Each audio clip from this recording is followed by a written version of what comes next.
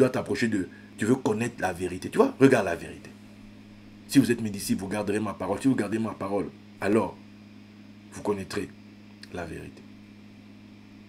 Ah. Donc même la vérité là, on te prépare avant de t'emmener là-bas. Tu vois? On te prépare avant de t'y emmener. Donc il y a une préparation en amont. On dit vous connaîtrez. Oui, mais Jésus est la vérité. Non, lui-même te dit, vous connaîtrez. Donc là, tu es devant lui, mais tu ne la connais pas encore. Donc tu vas percer, tu vas entrer dedans. Tu vas en faire l'expérience. Donc pour l'instant, il est là, mais l'accès à la vérité est fermé. Parce qu'il faut d'abord te préparer. Tu vois? Il faut d'abord te préparer. Sinon, tu vas avoir peur. Tu vas paniquer face à certaines réalités. C'est quoi? Non, n'aie pas peur. Donc, pour que tu n'aies pas peur, on va t'armer. Et c'est ça le rôle de Éphésiens 4. Les apôtres, les prophètes, les évangélistes, les pasteurs et les docteurs. Pour le perfectionnement des saints, pour l'édification du corps de Christ. Tu vois? Pour que tu ne sois plus un enfant emporté à tout vent de doctrine. Mais que tu atteignes un point de... un fils mature. Tu vois? Donc on te prépare avant. Donc c'est un armement, c'est un équipement. On parlait là, pendant l'Académie royale d'adoubement. Un équipement, on t'équipe d'abord. On ne t'envoie pas là comme ça. Non, l'endroit où tu pars, tu as besoin d'être équipé. Le monde dans lequel on t'envoie, tu as besoin d'avoir les codes. Tu vas voir des choses, il ne faut pas être là. Hein, c'est quoi? Kezako, qu'est-ce qui se passe? Pourquoi lui, il est comme ça? Pourquoi elle est comme ça? Et après qu'on aura appris son code, rien ne sera plus facile que de le faire jouer. Quand tu connais ton code, maintenant tu sais. Même pour conduire.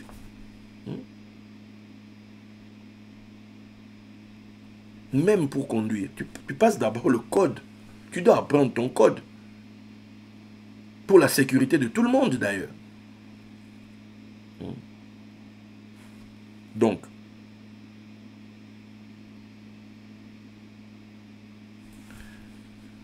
ça c'est important. Ce que je voulais déjà, là comme ça, poser des bases. C'est important de savoir ça. Le royaume, la royauté, tu dois aller, tu commences à régner quand tu t'assieds sur ton trône. C'est là que ton règne commence. Ton trône est où? Ton trône, c'est le cerveau. Ton trône, c'est le cerveau. Tu vois? On a vu, par exemple, c'est quand tu trouves le royaume. Quand maintenant tu trouves, maintenant on comprend, tu trouves le cerveau. C'est-à-dire que tu t'assieds. C'est là que tu vas commencer à régner. Mais on vient de voir que il y a des étapes. Regardez.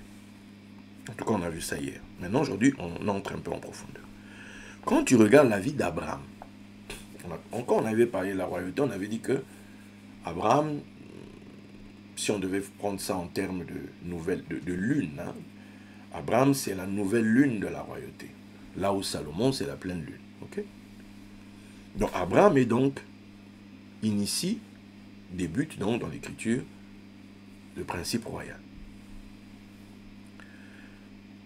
Dans l'écriture, Abraham connaît officiellement, selon les écritures, 3 femmes. Agar, non, d'abord Sarah forcément, ok, mais bon, ceux qui donnent des enfants. La première femme qui lui donne un enfant, c'est Agar. La deuxième femme qui lui donne un enfant, qui était la première, c'est Sarah. Sarah meurt. Ok? Maintenant, on nous dit qu'Abraham épouse une troisième femme, Kétoura. Et puis Ketura a 6 fils. Ketura a 6 fils. Vous allez demander, c'est quoi cette histoire? La base de Ketura, Ketura ça parle de l'encens, tu vois, un truc qu'on allume là, ça fait passer de la fumée comme ça, c'est l'encens. Bon. La base de Ketura, c'est Qatar. Ok? Maintenant, Qatar, ça s'écrit Kouf, tête, Resh, content. Kouf, 19. Tête, 9. Resh, 20. Totalisons. 19 plus 9 plus 20 est égal à combien? Est égal à 48. Moire, le cerveau. Donc, quand Abraham épouse Ketura, en fait, c'est Abraham qui finalement atteint le cerveau. Est-ce qu'elle est en train de comprendre? Abraham atteint le cerveau et pour le coup, avec les six fils, donc les 6 degrés, le cerveau avec le cortex à 6 couches. Est-ce qu'elle est en train de comprendre ce que je suis en train de dire? Tu vois? Or, quand on parle de roi, on va te dire, Meler, on a donc les 3 levels. On peut donc dire qu'il y a 3 rois. Tu as le roi Kaved, le roi foi. Tu as le roi Leb, le roi cœur. Et tu as le roi Moar, le roi cerveau. Tu vois? Et c'est différents types de fonctionnement. Donc, Abraham entre en contact avec le cerveau ici. Et vous pouvez donc voir comment est-ce qu'il va gérer ça, gérer l'héritage, gérer les histoires. Donc, il y a de la raison, une certaine intelligence. C'est le cerveau qui a pris le relais. Bien. On continue. La salle du trône dans le tabernacle. C'est en l'occurrence le lieu très saint. Le lieu très saint, c'est là-bas qu'il y a l'arche de l'alliance. Donc on va donc dire que là-bas, c'est là qu'il y a le trône. Bien. Maintenant, il y a quelque chose qui est rattaché au lieu très saint. C'est le lieu saint.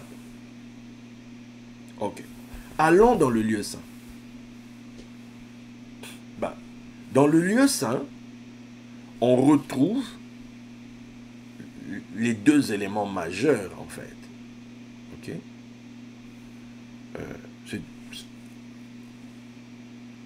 Ces 2 éléments majeurs, il y a un 3e qui est l'autel des parfums, où justement on offre l'encens, tout ça. Mais on a la table des pains de proposition, où il y en a 12, et il y a le chandelier, la menorah. Bien. En parlant comme ça, vous ne voyez pas. Mais maintenant, on fait un focus, un zoom. La table des pains. Les pains sont rangés, il y en a 12. C'est rangé sur 2. 2 rangées de 6 pains. 6 pains. La table des pains de proposition, c'est rangé sur 2 lignes de 6 pains. 6 pains. Donc on a 6. On a 6. Ok. Maintenant, tu vas de l'autre côté, le chandelier. On dit toujours la menorah à 7 branches. Mais, zoomons encore. En réalité, la menorah, il y a 3 d'un côté, 3 de l'autre, ce qui en fait 6. Celle du milieu, elle est différente des 6 autres. C'est le shamash. Ok? Donc, sa fonction est totalement différente. C'est comme quand on parle des 1 plus 6, les 7 invités 1 plus 6, voilà. Donc on retrouve encore le 6. Donc dans le lieu saint, on a 6, 6, 6. Dans le lieu saint. 666. Donc ça fait office de marchepied. Donc c'est collé au trône. Tu vois? On continue. Loin de l'Éternel par excellence, loin de l'Éternel, son image, en tout cas, David, celui qui représente la royauté. Quand on l'a oint, c'était pour qu'il règne sur Israël. Il devait être roi d'Israël. Mais maintenant, il se passe un truc, c'est que David, quand Saül meurt, David va commencer par régner, parce qu'il est devenu riche, tout ça. Il a envoyé des biens aux habitants, aux gens de Juda, aux anciens de Juda. Les anciens de Juda vont dire, écoute, lui-même il est de Juda, hein, écoute, viens, tu vas régner sur nous. Et la capitale, si on peut dire ainsi, de Juda, pour le coup c'est Hébron. Donc, il va régner à Hébron. Hébron, il va régner là. David va régner à Hébron. Ok. Hébron, quand tu ouvres le mot, c'est un lieu de communion, c'est un lieu, comment dire, de secret. C'est un lieu où des choses secrètes, il va apprendre des choses mystérieuses. C'est Hébron. Ok. Bon. Mais ce qui m'importe ici aujourd'hui, c'est quoi? C'est que 2 Samuel 3, 2 à 5. Nous comprenons que on vient déjà de le oindre. Il est donc roi de Juda à Hébron. Maintenant, on nous dit que, et là-bas, il va rester là-bas 7 ans et demi, par là. On nous dit, il naquit à David des fils à Hébron. Son premier-né fut Amnon d'Akinoam de Jizréel. Le second, Kiléab d'Abigaïl de Carmel, femme de Nabal. Le troisième, Absalom, fils de Maaka, fille de Talmaï, roi de Géshur. Le quatrième, Adonijah, fils de Haggit. Le cinquième, Shephatia, fils d'Abital. Et le sixième, Yitréam d'Egla, femme de David. Ce sont là ceux qui naquirent à David à Hébron. Ce sont là. Donc, à Hébron, c'est là où David rencontre le 6. C'est à Hébron que David passe marche par marche pour atteindre le trône d'Israël. C'est déjà quelque part Israël. Il est déjà sur le marchepied. Il s'approche, il va s'asseoir, mais il faut qu'il y aille étape par étape. Et la symbolique de ça, c'est David avec ses 6 enfants ou à Hébron. Maintenant, c'est intéressant, puisque Hébron, là, okay, c'est une ville qui l'a conquise. C'est Caleb. Okay? C'est Caleb qui a conquis Hébron. Caleb a un descendant, Nabal, un insensé. Il est censé, ce sont des riches, tu vois. C'est des riches, c'est le puissant dans Juda. Le gars, c'est moins riche, mais il est insensé. Sa femme, sa sagesse, Abigail, va passer à David. Ok? Donc, quelque part, la clé de Hébron est venue à David au travers Abigail. Bon. Maintenant, Hébron a été conquise par Caleb. Ok. Caleb le chien. Forcément, tu vas lever la tête. Tu vas penser à Sirius. Ok? Bon. Mais avant d'aller là-bas, aujourd'hui on est plutôt sur terre. Caleb l'a conquise de qui? Avant qu'on parle de Hébron, ville de Caleb, Hébron c'était la ville de Arba. Hébron avait été bâti par Arba. Arba, pour le coup, 4. Arba, père d'Anak. Donc on est ici en présence des géants. On est en présence ici des Néphilim. On est en présence donc ici de la connexion cieux-terre, de ceux qui sont descendus. Ok? Et on va te dire que Anak, pour le coup, avait 3 fils, Aïman, Sheshai, Talmai. Maintenant, c'est intéressant puisque l'un des fils, Absalom, qui est le 3e, né, sa maman, hein, c'est Maaka, qui est fille de Talmai, roi de Geshur. Or, Talmai, c'est aussi le nom de l'un des géants. Maintenant, quand tu ouvres ça, Aïman, ça cache dedans frère de la portion. Okay? Frère de la portion, c'est-à-dire par rapport au bien. Voilà, par rapport au bien, par rapport aux choses. Donc, les choses sont avec lui. Voilà. Donc, on va parler ici d'un riche, quelque part, comme ça. On peut dire ça comme ça. Ce sont des géants, n'oublions pas. Les biens, voilà. Il a la main mise sur les choses. Sheshai. Sheshai, ici, quand tu écris ça, on retrouve, c'est comme si c'était mon 6. On peut dire ça comme ça. C'est Shesh avec un yod. Tu vois, ça peut aussi être peut-être un pluriel, ou ça peut être aussi quelque chose à moi. Donc, il y a un 6 qui est là. Donc, aller prendre Hébron, c'est pas peu de choses, parce que quelqu'un va à la rencontre du 6. Il veut son 6. Ce sont les fils d'Anak, des géants, avec leur père. Donc, eux, là, ce sont les petits-fils, pour le coup, de Arba. Tu vois, ils sont 4. On avait dit 4, c'est quoi? C'est régner dans le temps et dans l'espace. Et pour régner dans le temps et dans l'espace, on a ici, pour être un géant donc, dans le temps et dans l'espace,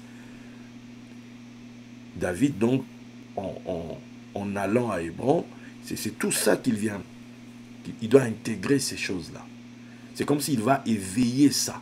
Vous allez comprendre ça tout à l'heure. Après, tu as Talmai. Talmai, c'est lié à Telem. Telem, ici, c'est celui qui accumule. Celui qui accumule. C'est l'idée de celui qui stocke, qui accumule des biens, Donc, qui accumule des grandes richesses. Tout ça, là, c'est dans son chemin du 6 qu'il apprend ça. C'est dans le chemin du 6 qu'il doit éveiller ces dimensions-là. Tu ne peux pas aller régner si tu n'as pas éveillé ces choses-là. Tu n'as pas eu tes clés par rapport à ça. Ça, c'était David. On prend le cas de Jacob. Genèse 31, 41, 42. Jacob parle, il dit, voilà 20 ans que j'ai passé dans ta maison. Il parle à Laban. Je t'ai servi 14 ans pour tes 2 filles. Et 6 ans, tu vois. Dans les 20 ans, il y a 14 ans d'un côté. Ça, c'est pour les filles. Et puis on dit 6 ans pour le troupeau. Et tu as changé 10 fois mon salaire. Si je n'avais pas eu pour moi le Dieu de mon père, le Dieu d'Abraham, celui qui craint Isaac, tu m'aurais renvoyé à vide. Dieu a vu ma souffrance et le travail de mes mains, et hier il a prononcé son jugement. C'est quoi le jugement? Il a enrichi Jacob. Donc quand Jacob a passé ses 6, Jacob, la richesse de Laban est tombée dans ses mains. Jacob est devenu riche. Vous voyez? Donc, on retrouve là, et si tu fais une étude encore approfondie dans les Écritures, tu vas trouver ça. Bon. Le trône avec le 6. On a le 6, le trône. Les 6 degrés, le trône. Ça nous amène au cerveau. Maintenant, quand tu lis l'Écriture, tu vas aussi voir que quand on parle de la création, le rythme, c'est 6 jours. Et le 7e jour, c'est le repos. Donc on peut donc comprendre que le 7e jour, c'est le trône. Le 7e jour, c'est la royauté. Le 7e jour, c'est le moment maintenant où tu t'assieds. 6 plus 1. Et tu commences à régner le 8e. Vous voyez un peu? Donc le 6 là, c'est comme ce sont les fameuses marches. Bien. Ça, on a compris l'histoire du 6. Mais maintenant, quand tu commences l'écriture, donc, déjà avec Bereshit, les 6 là, 6 lettres, la création, mais la fameuse création, Dieu prononce 10 paroles. Dieu prononce 10 paroles. Dans ce qui semble être un rythme de 6 jours, mais il prononce 10 paroles. Pourquoi il n'y a pas eu 10 jours? Or, la tradition juive dit, quand on parle pour le coup du 10 d'un côté et du 6 de l'autre, ils vont te dire que le 10, donc, c'est lié forcément à Yod. Le 6, c'est lié forcément au Vav. Le 10, il y a les 10 paroles de la création, mais il y a surtout aussi les 10 paroles qu'il donne à Moshe. Ok? Là-bas, c'est la Torah écrite. 10, Torah écrite. 6, avec la Mishnah, comme on avait dit l'autre jour, c'est la Torah orale. Ok. Donc, Yod, Vav. Bon. Maintenant, vers le 2e siècle, un des sages d'Israël dit que toute mesure est un monde et les lettres Yod et Vav sont la dimension et la mesure. Je répète. Pardon. Toute mesure est un monde et les lettres Yod et Vav sont la dimension et la mesure. Donc, on retrouve donc les 10 paroles dans le cycle de 6. Donc, il y a 10 dans 6. Qu'est-ce que c'est ça? Ce qui signifie que tu peux donc te retrouver avec Isaac qui devient père à 60 ans. Mais ça cache quoi? 10 fois 6. Tu retrouves Salomon dont le lit est protégé par 60 gardes. C'est 10 fois 6. Qu'est-ce que c'est que ça? Bien. Maintenant, on plonge. Vous êtes toujours là? Est-ce que vous êtes toujours là?